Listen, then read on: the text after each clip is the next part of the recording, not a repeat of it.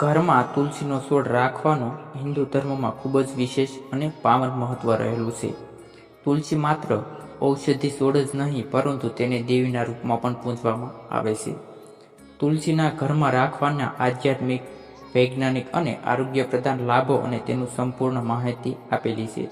મિત્રો, ચેનલમાં નવા હોવ તો ચેનલમાં જોડાઈ રહેવા ચેનલને સબસ્ક્રાઈબ કરી લેવી, જેથી આવનારા વિડીયો આવા તમને મળી રહે. તો તુલસીનો છોડનું સંપૂર્ણ મહત્વ, તો એમાં પહેલું ધાર્મિક મહત્વ. તુલસી દેવીને ભગવાન વિષ્ણુની પ્રિય ગણવામાં આવે છે. ઘરમાં તુલસીનો છોડ શુભ અને પવિત્રતા લાવે છે. હિન્દુ ઘરોમાં તુલસીના આગળ દીવો કરવો, પૂજા કરવી અને દેવી દેવતાઓને પ્રસન્ન કરે છે.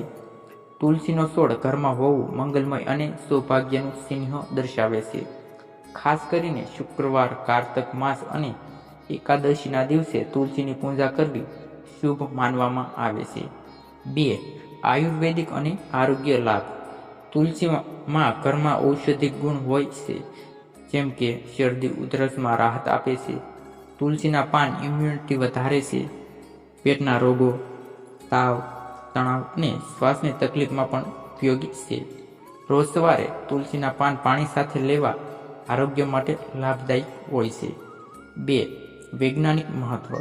તુલસીમાં વાયુમાં રહેલા ઝેરી તત્વો શોષી લે છે અને ઓક્સિજન છોડે છે. તે વાતાવરણને શુદ્ધ રાખે છે. ઘરમાં તાજગી રહે છે. મચ્છર, જંતુઓ વગેરે દૂર રહે છે.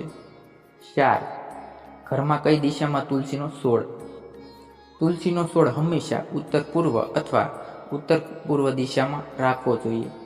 તેને જમીનમાં વાવવું શુભ માનવામાં આવે છે.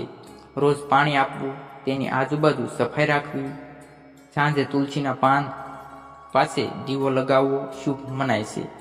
કેવી તેની તકેદારી રાખવી તુલસીના છોડની? તો તુલસીના પાન રાત્રે ન તોડવા. તુલસીને ચપ્પલ પહેરીને નજીક ન જવું. ભાદરવો અને ચતુર્માસમાં તુલસીના પાન ન તોડવા અમુક કેટલીક વ્રતો અનુસાર કહેવામાં આવેલું છે. સુખદ માટે તુલસી પાસે ઝઘડા કે અપશબ્દ ન બોલવા.